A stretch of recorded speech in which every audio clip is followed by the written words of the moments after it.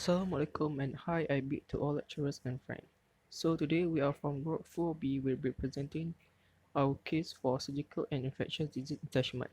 So our case is a 45 years old man who underwent surgery due to bleeding in the peritoneum following a motor vehicle accident that is now present with sepsis. A little bit about the patient information. Patient is a 45 years old man with a normal BMI, with a social history of smoking 5 cigarettes per day. Patient also having hypertension for the past medical history and currently taking his medication. So patient came to the emergency department after a motor vehicle accident, appeared with a massive abdominal injury. Patient is unconscious and hypotensive. Then patient goes to the radiology where CT scan show bleeding in peritoneum and patient directly underwent a surgery. So during surgery, patient received 4 liters of finger lactate and 6 units of whole blood. There are a few drug-related problems and pharmaceutical care issues in this case. Firstly, antibiotic was not given as surgical prophylaxis.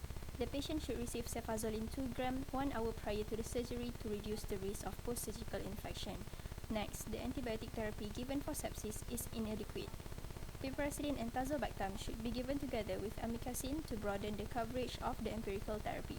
Antipyretic should also be given for the raised temperature. Serum lactate should be measured to guide resuscitation with fluid, and coagulation profile should be monitored to monitor the adverse event of resuscitation.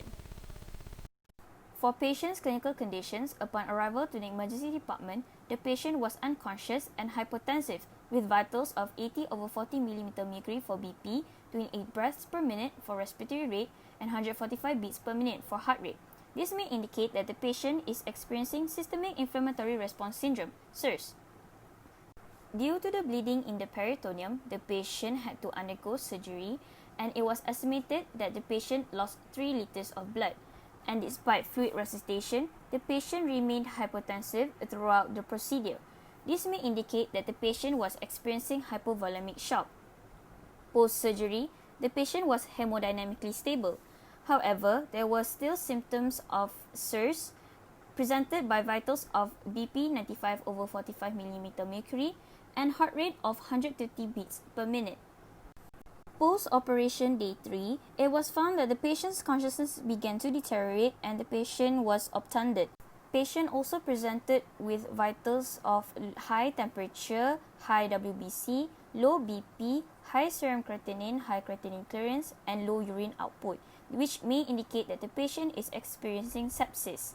Thus, cultures of sputum, urine, and blood were obtained. I'm Azrina and I'll explain about the treatment given and the justifications. Based on the international guideline for sepsis management, empiric broad-spectrum treatment should be given to the patient. The patient is given IV amikacin, but we recommend patient should be given IV combination of piperacillin tazobactam 4.5 gram every 6 to 8 hours, plus amikacin 15 mg per kilogram every 24 hours. The goal of the treatment are to reduce mortality of the patient and treatment of site of the infection. This synergistic antimicrobial combination given because it will eradicate the underlying bacterial pathogens more quickly than a single drug, which will lead to improved clinical cure and survival. Next, we recommend to initiate resuscitation with 30 ml per kilogram of IV crystalloid, which in this case the treatment did not given to the patient. The goal of the treatment are first for stabilization of sepsis-induced tissue hypoperfusion and targeting CBP of 8 to 12 mm mercury and MAP at least 65 mm mercury. If the initial resuscitation fail, vasopressor should be used, where norepinephrine is the first choice. Moving on to monitoring of effectiveness, confirm with CNS result whether infection is present or has already resolved upon administration of IV amikacin. Discontinue therapy if there is no growth to prevent antimicrobial resistance and adverse drug reaction from antibiotic itself. Next, monitor closely 5 parameters: central venous pressure, mean arterial pressure, urine output, central venous oxygen saturation, and mixed venous oxygen saturation as an indicator of endpoint resuscitation.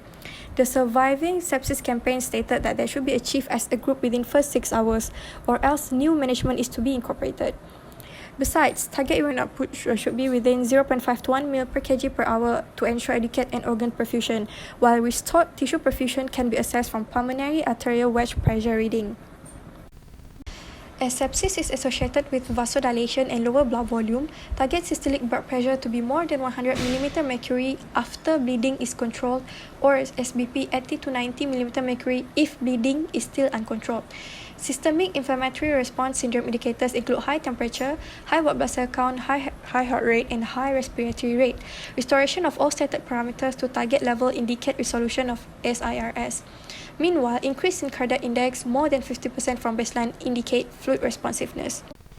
Since prolonged use of broad-spectrum antibiotic may lead to antimicrobial resistance, perform de-escalation as appropriate. Excessive fluid resuscitation may lead to edema and dilutional coagulopathy. Thus, to assess safety, monitor coagulation profile and platelet count, as well as fluid input and output. Next, monitor for sepsis-induced renal hypoperfusion through the reading of urine output, blood urine nitrogen, and creatinine level.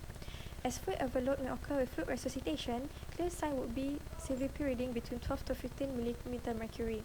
As mentioned earlier, target SBP in bleeding condition is lower than non-bleeding condition, as we want to prevent dilutional coagulopathy and acceleration of hemorrhage.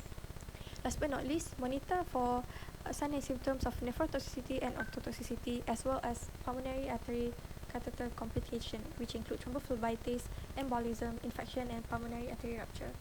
Pharmacist interventions. First, switch broad spectrum to narrow spectrum antimicrobial agent when CNS results are available and or adequate clinical improvement is noted.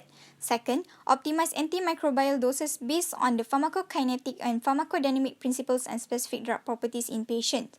Check patient's renal profile as dose adjustment may be needed. Third, continuous monitoring of safety and effectiveness of medication to make sure medication works optimally and safe to the patient. Fourth, use of low molecular weight heparin may be useful in preventing deep vein thrombosis. So review patient's renal profile and coagulation profile before giving anticoagulant. Finally, use of stress ulcer prophylaxis may prevent GI bleeding in sepsis. Assess the risk of having GI bleeding before giving the medication. Pharmacist